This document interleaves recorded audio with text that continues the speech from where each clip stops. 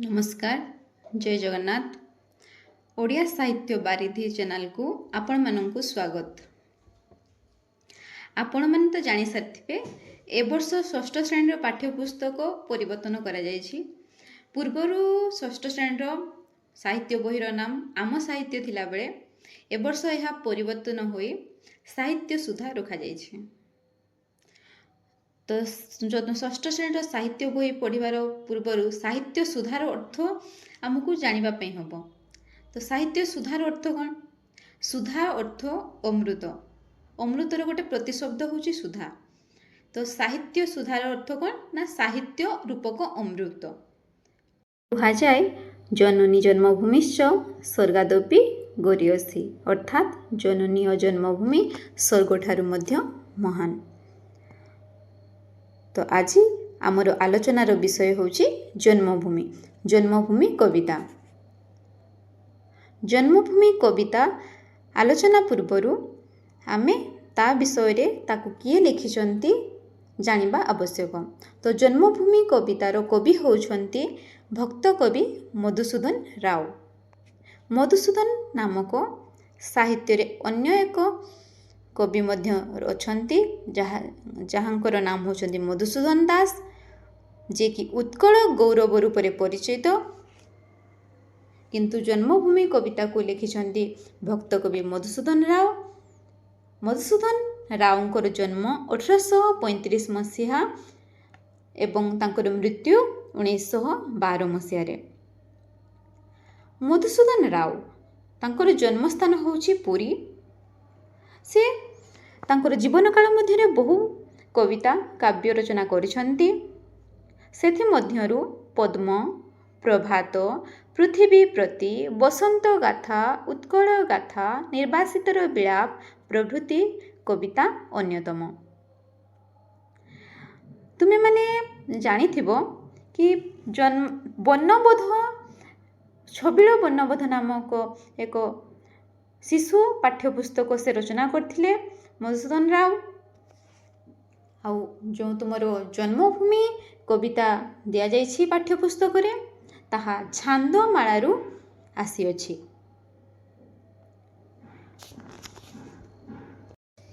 एही जन्मभूमि कवितारे जो कवि जन्ममाटीर जोश गान करिछंती। तो जन्मभूमि कविताटी चोखी छांदरे बा रागरे रचित। तो एबे प्रथमे आमे प्रथम पंक्ति को गान करिबा, तापर तार व्याख्या करिबा। तो चलो एबे कविताटी को आवृत्ति करिबा। जन्मभूमि। तू ही माँ जन्म भूमि पवित्र भारत भूमि, तोहरी संतान आम्भे अटू सरबे, तोर श्री चरण सेवा पाई मन प्राण देवा, गाइबा तोहर नाम आनंद रबे, तो आनंदे होइबा सुखी, कांदिबा दुखरे तोर होइण दुखी, तो आनंदे होइबा सुखी, कांदिबा दुखरे तोर होइण दुखी। तो प्रथम पंक्तिर आलोचना एबे आरंभ करिबा। ध्यानपूर्वक देखंतु। प्रथम पंक्ति कौन कह जाउछि? तुही माँ जन्म भूमि पवित्र भारत भूमि। तुही माँ जन्म भूमि एठारे हमको बुझिबा पई हबो। तुही माँ जन्मभूमि रे जन्मभूमि बोली काहाकू कह जाउछि? तो एठारे जन्मभूमि बोली काहाकू कह जाउछि ना जन्मभूमि बोली एठारे आमर भारत को कह जाउछि। तुही माँ जन्मभूमि पवित्र भारत भूमि। तो जन्मभूमि काहाकू कह गला ना भारत को। पवित्र भारत भूमि କିଏ ପବିତ୍ର? ଭାରତ। ତୁହି ମା ଜନ୍ମଭୂମି ପବିତ୍ର ଭାରତ ଭୂମି। ତ ପବିତ୍ର କିଏ? ନା ଭାରତ। ତ ପବିତ୍ର କାହାକୁ କୁହାଯାଇଛି? ସେଇ ଭାରତକୁ ହିଁ କୁହାଯାଇଛି। ପବିତ୍ରର ଅର୍ଥ ପୁଣ୍ୟମୟ। ପବିତ୍ରର ଅର୍ଥ କ'ଣ ହେଇଗଲା? ନା ପବିତ୍ରର ଅର୍ଥ ହେଉଛି ପୁଣ୍ୟମୟ। ପୁଣ୍ୟମୟ। ତୋହରି ସନ୍ତାନ ଆମ୍ଭେ ଅଟୁ ସରବେ। ତୋହରି କାହାର? ନା ଜନ୍ମଭୂମିର। ଜନ୍ମଭୂମିକୁ ମା ସହିତ ତୁଳନା କରାଯାଇଛି। ତୁହି ମା ଜନ୍ମଭୂମି। ଆଉ ତୋହର ସନ୍ତାନ ଆମ୍ଭେ ଅଟୁ ସରବେ। ତୋହର ମାନେ କାହାର? ନା ଜନ୍ମଭୂମିର। କାହାର? ନା ଜନ୍ମଭୂମିର। ତୋହରି ସନ୍ତାନ ଆମ୍ଭେ ଅଟୁ ସରବେ। ସରବେ ମାନେ ସର୍ବେ। ସରବେର ଅର୍ଥ ହେଉଛି କ'ଣ? ନା ସର୍ବେ ମାନେ ସମସ୍ତେ। ଆମେ ସମସ୍ତେ କ'ଣ? ନା ତୋହର ସନ୍ତାନ। ସନ୍ତାନ ଅର୍ଥ ପୁତ୍ର କନ୍ୟା। ସନ୍ତାନ ବୋଲି କାହାକୁ କୁହାଯାଏ? ନା ପୁତ୍ର କନ୍ୟାଙ୍କୁ କୁହାଯାଏ ସନ୍ତାନ। ତୋର ଶ୍ରୀ ଚରଣେ ସେବା ପାଇଁ ମନ ପ୍ରାଣ ଦେବା। ତୋର ମାନେ ଶ୍ରୀ ଜନ୍ମଭୂମିର। ତୋର ଶ୍ରୀଚରଣ। ଶ୍ରୀଚରଣର ଅର୍ଥ କ'ଣ? ନା ଚରଣ ଅର୍ଥ ହେଉଛି ପାଦ। ଚରଣର ଅର୍ଥ କ'ଣ ହେଇଗଲା? ନା ଚରଣର ଅର୍ଥ ହେଉଛି ପାଦ। ଶ୍ରୀ ଲାଗିଛି। ଶ୍ରୀ। ଶ୍ରୀର ଅର୍ଥ ଆମକୁ ବୁଝିବା ପାଇଁ ହେବ। ଶ୍ରୀର ଅର୍ଥ ହେଉଛି ସୁନ୍ଦର। ଅର୍ଥାତ୍ ତୋର ସୁନ୍ଦର ପାଦ। ତୋର ଶ୍ରୀଚରଣ ସେବା। ସେବାରେ ତୋର ପାଦ ସେବାରେ କ'ଣ କରିବା? ଆମେ ମନ ପ୍ରାଣ ଦେବା। ଗାଇବା ତୋହର ନାମ ଆନନ୍ଦ ରବେ। ଗାଇବା ମାନେ ଗାନ କରିବା। କାହାର ନାମ? ନା ତୋର ନାମ। ଜନ୍ମଭୂମିର ନାମ। ତୋର ନାମକୁ କ'ଣ କରିବା? ଆନନ୍ଦ ସହକାରରେ। ଆନନ୍ଦ ହେଉଛି କ'ଣ? ଖୁସି। ଖୁସିରେ। ଖୁସି ରବ। ରବ ମାନେ ସାଧାରଣତଃ ଶବ୍ଦ ବା ଧ୍ୱନି ଅର୍ଥରେ ରବ ଅର୍ଥର ବ୍ୟବହାର ହୁଏ। ଯେମିତିକି ପକ୍ଷୀର ରବ। ତ ଆନନ୍ଦ ମାନେ ଖୁସି ବା ଉତ୍ସାହ ଭରା ହୋଇ ଆମେ କ'ଣ କରିବା? ତୋର ନାମକୁ ଗାନ କରିବା।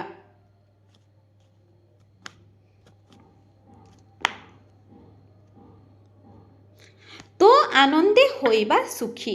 ତୋ ଆନନ୍ଦରେ ତୁ ଯଦି ଖୁସିରେ ଥିବୁ, ଜନ୍ମଭୂମି ଯଦି ଖୁସିରେ ରହିବେ, ତ ଆମେ ମଧ୍ୟ କ'ଣ ରହିବା? ଖୁସି ହେବା, ସୁଖୀ ହେବା। ଆଉ କାନ୍ଦିବା ଦୁଃଖରେ ତୋର ହୋଇଣ ଦୁଃଖୀ। କାନ୍ଦିବା କେଉଁଥିପାଇଁ କାନ୍ଦିବା? ଯଦି କିଏ ଦୁଃଖୀ ହେବ? ନା ଜନ୍ମଭୂମି ଯଦି ଦୁଃଖୀ ହେବ, ତେବେ ତାଙ୍କ ଦୁଃଖରେ ବା ଜନ୍ମଭୂମି ମା, ଜନ୍ମଭୂମି ରୂପକ ମା, ମାଙ୍କ ଦୁଃଖରେ ଆମେ କ'ଣ ହେବା?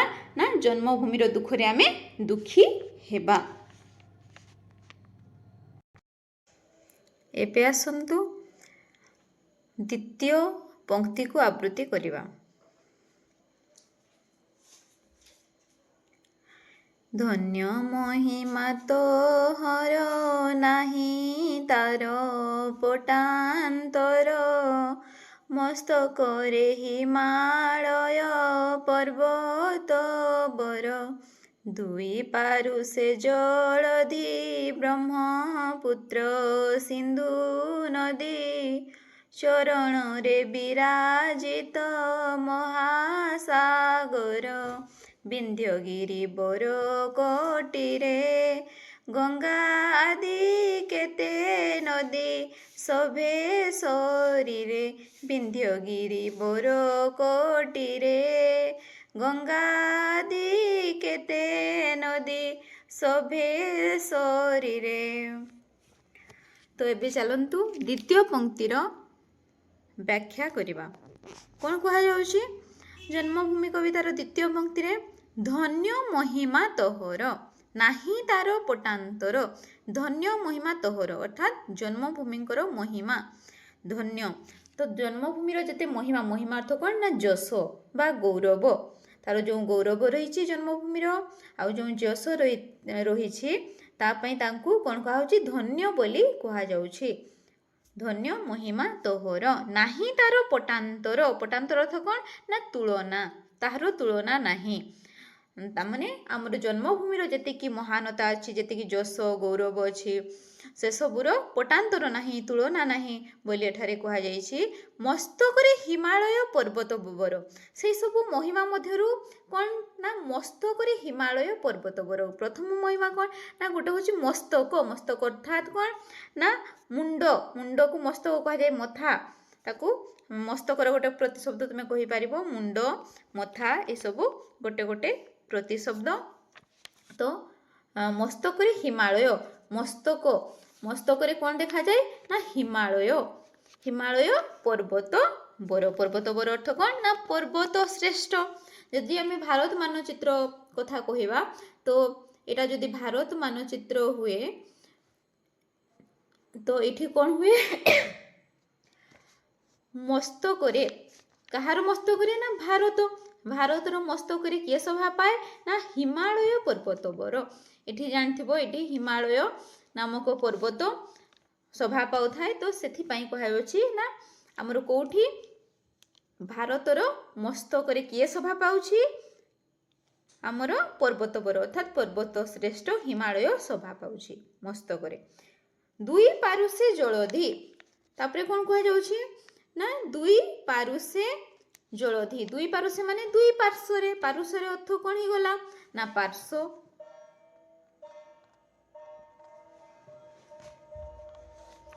ପାର୍ଶ୍ୱ, ଦୁଇ ପାର୍ଶ୍ୱରେ କ'ଣ ଅଛି ନା ଦୁଇ ପାରୁଷେ ଜଳଧି। ଜଳଧି, ଜଳଧିର ଅର୍ଥ କ'ଣ ନା ସମୁଦ୍ର, ସମୁଦ୍ରର ଗୋଟେ ପ୍ରତିଶବ୍ଦ ହେଉଛି ଜଳଧି, ସମୁଦ୍ର। ଜଳ, ଜଳରେ ଧି ଲାଗିଗଲା ବେଳକୁ ଜଳଧି ହେଇଗଲା। ଆଉ ଜଳଦ ଯଦି କୁହାଯାଏ ତାହେଲେ କ'ଣ ବୁଝାଯାଏ ଜଳଦକୁ, ଜଳଦ ଅର୍ଥ ହେଉଛି ମେଘ, ଜଳଦ ଅର୍ଥ ମେଘ। କିନ୍ତୁ ଜଳ ଦ ଜାଗାରେ ଯଦି ଧ ଲାଗିଗଲା ଜଳଧି ହେଇଗଲା ତାହେଲେ ସମୁଦ୍ରକୁ ବୁଝାଯାଏ। ତ ଜଳଧିର ବହୁତ ସାରା ପ୍ରତିଶବ୍ଦ ମଧ୍ୟ ରହିଛି। କ'ଣ କ'ଣ ନା ସାଗର ହେଇଗଲା, ସିନ୍ଧୁ ହେଇଗଲା, ମହୋଦଧି ହେଇଗଲା, ଉଦଧି ହେଇଗଲା, ବାରାନିଧି ହେଇଗଲା, ବାରିଧି ହେଇଗଲା, ରତ୍ନାକର ହେଇଗଲା। ଏସବୁ ଗୋଟେ ଗୋଟେ ଆମର ଜଳଧି ବା ସମୁଦ୍ରର ଗୋଟେ ଗୋଟେ ପ୍ରତିଶବ୍ଦ। ତାପରେ କ'ଣ କୁହାଯାଉଛି ନା ଦୁଇ ପାରୁଷେ ଜଳଧି, କୋଉ ଜଳଧି ରହିଛି ନା ଦୁଇ ପାରୁଷେ ଦିଟା ଜଳଧି। ଜଳଧି ଅର୍ଥାତ୍ ସମୁଦ୍ର, ଯେମିତିକି ଆମେ ଭାରତ ମାନଚିତ୍ର ଯେଉଁ ତାର ପୂର୍ବରେ ଦୁଇ ପାରୁଷେ ମାନେ ପୂର୍ବ ଆଉ ପଶ୍ଚିମ, ତ ପୂର୍ବରେ କ'ଣ ଶୋଭା ପାଏ ନା ପୂର୍ବରେ ହେଉଛି ଆମର ବଙ୍ଗୋପସାଗର, ଏଠି ହେଉଛି କ'ଣ ନା ବଙ୍ଗୋପସାଗର। ଆଉ ଏଟା ହେଉଛି କ'ଣ ଦକ୍ଷିଣରେ, ଆଉ ଉତ୍ତରରେ କ'ଣ ହେଉଛି ନା ଆରବ ସାଗର। ତ ଦିଟା ସାଗର, ସାଗର ଅର୍ଥ ଜଳଧି। ତ ଦୁଇ ପାରୁଷେ ଜଳଧି। ଆଉ କ'ଣ ନା ବ୍ରହ୍ମପୁତ୍ର ସିନ୍ଧୁ ନଦୀ। ଆଉ ଆମର ଭାରତରେ ବ୍ରହ୍ମପୁତ୍ର ଆଉ ସିନ୍ଧୁ ନାମକ ଦିଟା ନଦୀ ମଧ୍ୟ ରହିଛି। ଚରଣରେ ବିରାଜିତ ମହାସାଗର।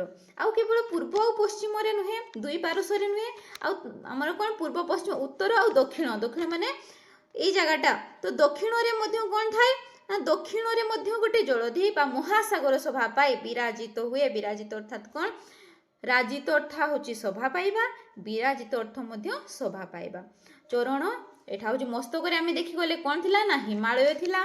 ଆଉ ଏଠି ଚରଣରେ କ'ଣ ପାଇଲା ଶୋଭା ନା ଚରଣରେ ହେଉଛି ବିରାଜିତ ମହାସାଗର, ଅର୍ଥାତ୍ ଏଠି କ'ଣ ନା ଭାରତ ମହାସାଗର, ଭାରତ ମହାସାଗର ଶୋଭା ପାଉଛି ଚରଣରେ। ତ ଚରଣରେ କିଏ ଶୋଭା ପାଉଛି ବା କିଏ ବିରାଜିତ ହେଉଛି ନା ମହାସାଗର। କୋଉ ମହାସାଗର ନା ଭାରତ ମହାସାଗର। ଚରଣ ଅର୍ଥ କ'ଣ ନା ଚରଣ ଅର୍ଥ ହେଉଛି ପାଦ, ପାଦକୁ ଚରଣ ମଧ୍ୟ କୁହାଯାଏ।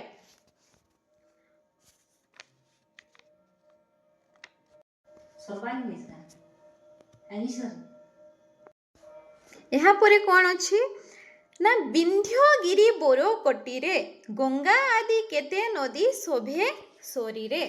ତାହେଲେ କିଏ ତାପରେ କ'ଣ କହୁଛନ୍ତି ନା ବିନ୍ଧ୍ୟଗିରି ବୋର। ବିନ୍ଧ୍ୟଗିରି ବୋର, ବିନ୍ଧ୍ୟ ହେଉଛି ଗୋଟେ ପର୍ବତର ନାମ। ଯେଉଁ ଭାରତ ମାନଚିତ୍ର ଦେଖିଲେ ତାର ମଧ୍ୟ ଭାଗରେ ଠିକ୍ ବିନ୍ଧ୍ୟ ଅଛି, ବିନ୍ଧ୍ୟ ପର୍ବତ। ତ ବିନ୍ଧ୍ୟଗିରି ବୋରକଟିରେ, କୋଟି ଅର୍ଥାତ୍ କ'ଣ ନା ଅଣ୍ଟା, କୋଟି, କୋଟି ଅର୍ଥାତ୍ କ'ଣ ନା ଅଣ୍ଟାକୁ କୁହାଯାଉଛି କୋଟି ବୋଲି।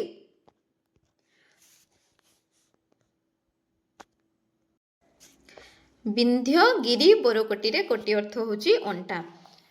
ତ ଯେମିତି ମନୁଷ୍ୟର କୋଟି କହିଲେ କ'ଣ ନା ଅଣ୍ଟାକୁ ବୁଝାଏ।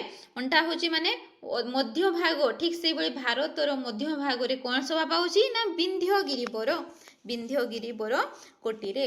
ଗଙ୍ଗା ଆଦି କେତେ ନଦୀ ଶୋଭେ ଶରୀରେ। ପ୍ରଥମେ ତ ଆମେ ଦେଖିଥିଲେ କୋଉ ନଦୀ ଅଛି ନା ଆମର ବ୍ରହ୍ମପୁତ୍ର ସିନ୍ଧୁ ନଦୀ। ପୁଣି କହୁଛନ୍ତି କ'ଣ ନା ଗଙ୍ଗା ନଦୀ। ଗଙ୍ଗା ଭଳି ଜଣେ ପବିତ୍ର ନଦୀ ମଧ୍ୟ ଆମର ଭାରତ ବର୍ଷରେ ବା ଭାରତରେ ଶୋଭା ପାଉଛି, ଆମ ଜନ୍ମଭୂମିରେ ଶୋଭା ପାଉଛି। କୋଉ ନଦୀ ନା ଗଙ୍ଗା। ଆହୁରି ଗଙ୍ଗା ଭଳି ଆହୁରି ବହୁତ ସାରା ନଦୀ ଯେମିତିକି ବ୍ରହ୍ମପୁତ୍ର ସିନ୍ଧୁ ହେଇଗଲା, ଗଙ୍ଗା ହେଇଗଲା ଆଦି ନଦୀ ଶୋଭା ପାଉଛି ଶରୀରେ। ଶରୀର ଅର୍ଥ ଶରୀରରେ ବା ଭାରତରେ କ'ଣ କ'ଣ ଶୋଭା ପାଉଛି। ତୃତୀୟ ପଂକ୍ତିକୁ ଏବେ ଆବୃତ୍ତି କରିବା। ଜନମିଲେ ତ କୋଳରେ କେତେ ସୁର ବୀର ନରେ, ରାମଚନ୍ଦ୍ର ଭୀଷ୍ମ ଦ୍ରୋଣ କର୍ଣ୍ଣ ଅର୍ଜୁନ, ମହାକବି ବେଦ ବ୍ୟାସ ବାଲ୍ମୀକ କାଳିଦାସ, ଗାଇଲେ ପବିତ୍ର କଣ୍ଠେ ତୋହରି ଗୁଣ, ଚୈତନ୍ୟାଦି ମହାତ୍ମା ଜନେ, ପ୍ରଚାରିଲେ ବିଭୁ ନାମ ଆନନ୍ଦ ମନେ, ଚୈତନ୍ୟାଦି ମହାତ୍ମା ଜନେ, ପ୍ରଚାରିଲେ ବିଭୁ ନାମ ଆନନ୍ଦ ମନେ। ଏବେ ଚାଲନ୍ତୁ ଏହି ପଂକ୍ତିର ବ୍ୟାଖ୍ୟା କରିବା, ଏହାର ଅର୍ଥ ଜାଣିବା। ରାମଚନ୍ଦ୍ର ଭୀଷ୍ମ ଦ୍ରୋଣ କର୍ଣ୍ଣ ଅର୍ଜୁନ। ପିଲାମାନେ ତୁମେ ଜାଣିଥିବ କି ରାମଚନ୍ଦ୍ର ଯିଏକି ରାମାୟଣର ଜଣେ ଚରିତ୍ର, ଭୀଷ୍ମ ଆମର ମହାଭାରତର ଚରିତ୍ର, ଦ୍ରୋଣ ମଧ୍ୟ ମହାଭାରତର ଚରିତ୍ର, କର୍ଣ୍ଣ ଅର୍ଜୁନ ଏମାନେ ସମସ୍ତେ ଜଣେ ଜଣେ ମହାଭାରତର ଚରିତ୍ର। ସମସ୍ତଙ୍କର ଜନ୍ମ କେଉଁଠି ହେଇଥିଲା? ଆମର ଭାରତ ବର୍ଷରେ। ଯଦିବା ରାମଚନ୍ଦ୍ରକୁ ଭଗବାନ ବୋଲି କୁହାଯାଉଥିଲା, କିନ୍ତୁ ସେମାନେ କ'ଣ ନା ଆମ ଭାରତ ବର୍ଷରେ ଜନ୍ମଗ୍ରହଣ କରିଥିଲେ। ଜନମିଲେ ଅର୍ଥାତ୍ କ'ଣ ନା ଜନ୍ମ ଲାଭ କଲେ। ଜନମିଲେ ତୋ କୋଳରେ ଜନ୍ମ ହେଇଥିଲେ। କିଏ ନା ରାମଚନ୍ଦ୍ର, ଭୀଷ୍ମ, ଦ୍ରୋଣ, କର୍ଣ୍ଣ, ଅର୍ଜୁନ। ପୁଣି ମହାକବି ବେଦବ୍ୟାସ ମଧ୍ୟ ଏଠାରେ ଜନ୍ମଗ୍ରହଣ କରିଥିଲେ। ବେଦବ୍ୟାସ ଯିଏକି ସଂସ୍କୃତ ମହାଭାରତ ଲେଖିଛନ୍ତି, ତାଙ୍କୁ ବେଦବ୍ୟାସ ବୋଲି କୁହାଯାଉଥିଲା। ବେଦବ୍ୟାସ କିଏ ନା ଯିଏକି ସଂସ୍କୃତ ମହାଭାରତ ରଚନା କରିଥିଲେ, ବ୍ୟାସଦେବ।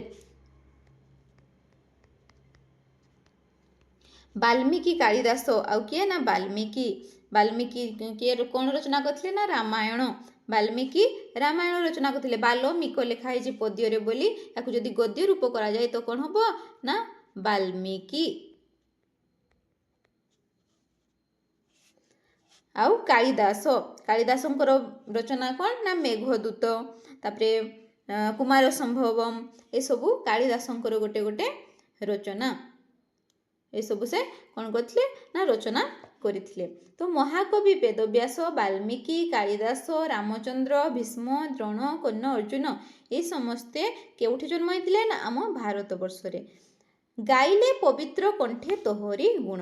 ଏ ସମସ୍ତେ କ'ଣ ନା ଆମର ଯେଉଁ ବେଦବ୍ୟାସ କଥା ହେଇଗଲା, ବାଲ୍ମୀକି, କାଳିଦାସ, ଏମାନେ ତାଙ୍କର ଯେଉଁ ରଚନା ଅଛି, ରଚନା ମାନେ ରାମାୟଣ ମହାଭାରତ ହେଇଗଲା, ତାପରେ କୁମାର ସମ୍ଭବମ୍ ହେଇଗଲା, ମେଘଦୂତ ହେଇଗଲା। ତ ଏସବୁଥିରେ ସେମାନେ କ'ଣ କରିଥିଲେ ନା ଭାରତର ବର୍ଣ୍ଣନା କରିଛନ୍ତି, ଭାରତର ବିଭିନ୍ନ ସ୍ଥାନର ବର୍ଣ୍ଣନା କରିଛନ୍ତି। ମାନେ ତୋହର ମାନେ କାହାର ନା ଜନ୍ମଭୂମିର, ଭାରତ ବର୍ଷର ବିଭିନ୍ନ ମାନେ ତାଙ୍କର ଉତ୍କର୍ଷତାକୁ ଗାନ କରିଛନ୍ତି ତାଙ୍କର ସେଇ ରଚନା ମାଧ୍ୟମରେ। ସେଥିପାଇଁ କୁହାଯାଇଛି କ'ଣ ଗାଇଲେ ପବିତ୍ର କଣ୍ଠରେ କ'ଣ ଗାଇଲେ ନା ତୋହରି ଗୁଣ, ତୋର ଗୁଣକୁ ଗାନ କରିଥିଲେ। ଚୈତନ୍ୟାଦି ମହାତ୍ମା ଜନେ, ଚୈତନ୍ୟ ଭଳି ଜଣେ ମହାନ ବ୍ୟକ୍ତି ସେମାନେ ମଧ୍ୟ ପ୍ରଚାରିଲେ ବିଭୁ ନାମ ଆନନ୍ଦ ମନେ। ବିଭୁ ଅର୍ଥ କ'ଣ ନା ବିଭୁ ଅର୍ଥ ହେଉଛି ଭଗବାନ। ଭଗବାନଙ୍କୁ ବିଭୁ ବୋଲି କୁହାଯାଏ। ବିଭୁର ଅର୍ଥ ହେଉଛି କ'ଣ ନା ଭଗବାନଙ୍କ ନାମ।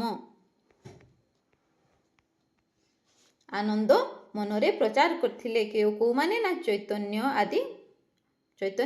ଏଠି ହେଉଛି ସନ୍ଧି କରାଯାଇଛି ଚୈତନ୍ୟ ପ୍ଲସ୍ ଆଦି।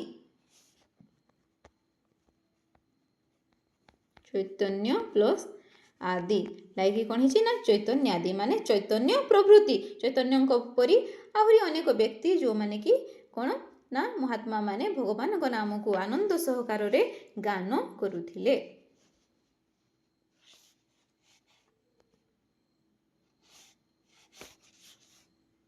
ଏବେ ଚାଲନ୍ତୁ ପରବର୍ତ୍ତୀ ପଂକ୍ତି ବା ଶେଷ ପଂକ୍ତିଟିକୁ ଆଲୋଚନା କରିବା। ପ୍ରଥମେ ଏହାକୁ ଆବୃତ୍ତି କରି ମୁଁ ଶୁଣାଉଛି। କେତେ କେତେ ପୁଣ୍ୟବତୀ କେତେ ପତିବ୍ରତା ସତୀ କେତେ ବୀର ନାରୀ କେତେ ବୀର ଜନନୀ ସମସ୍ତେ ତୋର ଦୁହିତା ପଦ୍ମିନୀ ସାବିତ୍ରୀ ସୀତା ଦୁର୍ଗାବତୀ ଆଦି କେତେ ବୀର ରମଣୀ ନମୟିମା ଭଗତି ଭରେ ଅଧମ କ୍ଷମ ସୁତ ତୋ ଚରଣରେ।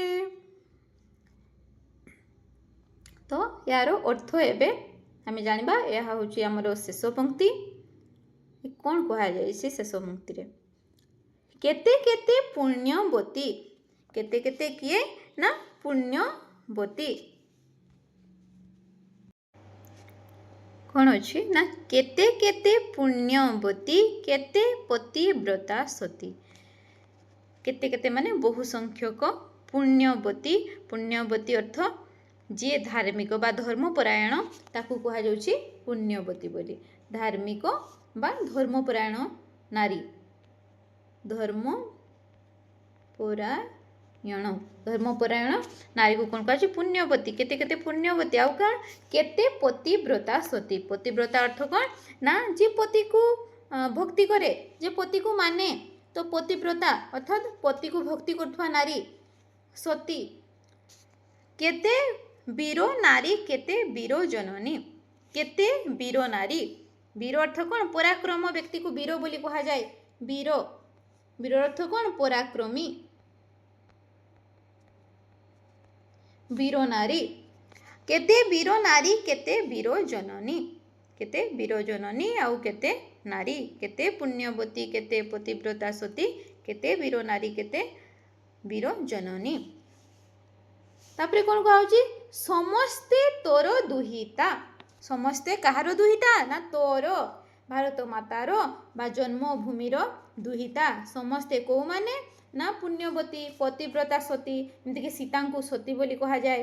तो ये माने समस्ते कौथे ना समस्ते हूँ वीर आउ समस्ते तोर दुहिता समस्त को कौन बोली कहउचंती दुहिता दुहिता अर्थात झियो जन्मभूमिर झियो ये माने को माने से जो पुण्यवती आउ पतिव्रता सती नारी माने से माने होचंती समस्ते तोर दुहिता तोर झियो तोर कन्या। तो दुहिता माने कौन हो गला ना दुहितार अर्थ होची कन्या ताकू हमर प्रतिशब्द रूपे मध्य नहीं पारिबा दुहितार प्रतिशब्द कौन हेबो ना झियो भी हेई पारिबो सूता ए सब गोटे गोटे कौन दुहितार गोटे गोटे प्रतिशब्द समस्ते तोर दुहिता पद्मिनी सावित्री सीता माने मध्य तोर समस्ते जन जने कन्या बा झियो दुर्गावती आदि केते आउ किए ना दुर्गावती आदि आदि माने प्रभृति केते वीर रमणी वीर अर्थ कौन ना वीर अर्थ होची एबे कहूथिली वीर अर्थ होची कौन ना वीर होची पराक्रमी पराक्रमी रमणी सुंदर रमणी अर्थ कौन ना रमणी अर्थ भी नारी हिसाब रे ग्रहण करा जाए। तो रमणी होची सुंदर नारी को कहा जाए रमणी।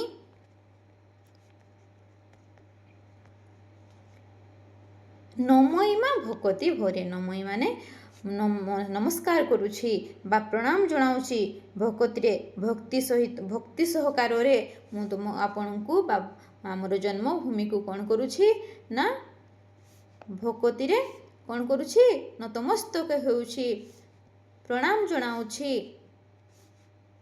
भगति भरे भगति होछि भक्ति पद्य रे लिखाई गद्य हेले कौन हम भक्ति रे मु आपनकु कौन करुछि नमयी को नमस्कार करुछि प्रणाम जनाउछि भक्ति सहकार रे मु कौन ना मु होछि अधम अधम अर्थ कौन ना निकृष्ट अधम निकृष्ट व्यक्ति को कहा जाए अधम जे किसी जानी न थाए ताको कहा जाए अधम अक्षम अक्षम होछि किछि करिवार सामर्थ्य मोर नाही मु होछि असमर्थ अक्षमर अर्थ कौन ना असमर्थ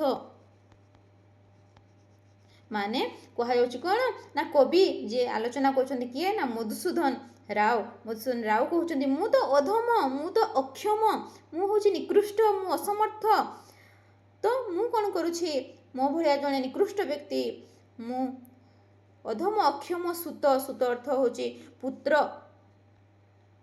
ସୁତ ପୁତ୍ର ବି କହିପାରିବା, ସନ୍ତାନ କହିପାରିବା, ପୁତ କହିପାରିବା, ମୁଁ ହେଉଛି ତୋର ପୁତ୍ର। କେଉଁ ପୁତ୍ର ନା ଜଣେ ଅସମର୍ଥ, ଜଣେ ନିକୃଷ୍ଟ ପୁତ୍ର, ଆଉ ମୁଁ କ'ଣ କରୁଛି ତୋର ଚରଣରେ, ତୋର ଚରଣ ଅର୍ଥ ପାଦ, ତୋର ପାଦରେ, କାହାର ପାଦରେ ନା ଆମର ଜନ୍ମଭୂମିଙ୍କର ପାଦରେ ଭକ୍ତିପୂତ ଶ୍ରଦ୍ଧାଞ୍ଜଳି ଅର୍ପଣ କରୁଛନ୍ତି, ଭକ୍ତି ସହକାରେ ତାଙ୍କୁ ନମସ୍କାର କରୁଛନ୍ତି। କ'ଣ ପାଇଁ, ଯେହେତୁ ଜନ୍ମଭୂମି ହେଉଛି ମହାନ, ଜନ୍ମଭୂମି ମହାନ, ଜନ୍ମଭୂମି କ'ଣ ବିଭିନ୍ନ ଗୁଣକୁ ନେଇକି ସେ ଗୁଣ ଧାରଣା କରିଛି। କେତେ କେତେ ବୀର ତାର କୋଳରେ ଜନ୍ମଗ୍ରହଣ କରିଛନ୍ତି, କେତେ ପୁଣ୍ୟବତୀ ଜନ୍ମ ଲାଭ କରିଛନ୍ତି, କେତେ ସତୀ ନାରୀ ଜନ୍ମଗ୍ରହଣ କରିଛନ୍ତି, ତ ସେ ହେଉଛି ମହାନ। କିଏ ନା ଆମର ଜନ୍ମଭୂମି ମହାନ, ସେଥିରେ ଆମର ମସ୍ତକରେ ତାଙ୍କର ହିମାଳୟ ଶୋଭା ପାଇଲା ବେଳେ ଚରଣରେ ଆମର ଭାରତ ମହାସାଗର ଶୋଭା ପାଉଛି, ପୁଣି ଦୁଇ ପାର୍ଶ୍ୱରେ ଦୁଇ ଜଳଧି, ଦୁଇ ପବିତ୍ର ଜଳଧି ଶୋଭା ପାଉଛନ୍ତି, ବିଭିନ୍ନ ନଦୀ, ଗଙ୍ଗା ଭଳି ପବିତ୍ର ନଦୀ, ସିନ୍ଧୁ ସମସ୍ତେ ଶୋଭା ପାଉଥିବାରୁ ସେ କ'ଣ କହୁଛନ୍ତି, ଜନ୍ମଭୂମି ଯେହେତୁ ମା ସହ ତୁଳନୀୟ, ତ ଜନ୍ମଭୂମି ହେଉଛି ମହାନ, ତା ସହିତ କେହି ତୁଳନୀୟ ନୁହେଁ ବୋଲି ଏଠାରେ କବି ଉଲ୍ଲେଖ କରିଛନ୍ତି।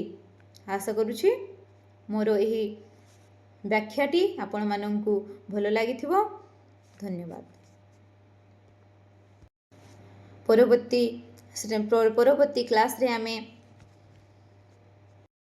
ପରବର୍ତ୍ତୀ କ୍ଲାସ୍ରେ ଆମେ ଏହାର ପ୍ରଶ୍ନାବଳୀ ଆଲୋଚନା କରିବା।